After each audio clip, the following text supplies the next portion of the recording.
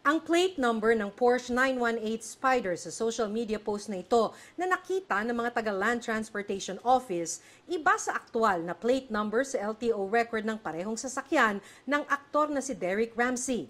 Kaya iniimbestigahan ng aktor at kanyang kaibigang si Anthony Jude Villago na nagmaneho ng Porsche gamit ang pinaniniwalaang peking plaka. Sinurrender na ng aktor ang kanyang Porsche kaya't naka-impound ito sa LTO main office habang iniimbestigahan ang kaso. Sinurrender na rin ni Villago ang kanyang driver's license. Ang paliwanag ayon kay LTO Chief Marcus Lacanilao, pinalitan ni Villago ang plaka para magtugma sa kanyang initial na AJV nang imaneho ang Porsche. Papunta daw sa isang event at syempre kumbaga gamitin ko yung term na may yabang na dahil sa event gustong pakita.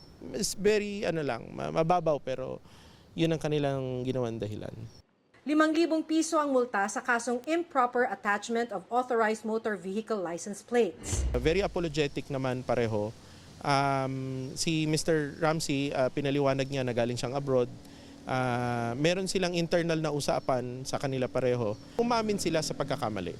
Depende sa desisyon ng LTO Intelligence Division, posibleng suspindihin o i-revoke ang mga lisensya ni Ramsey at Villago.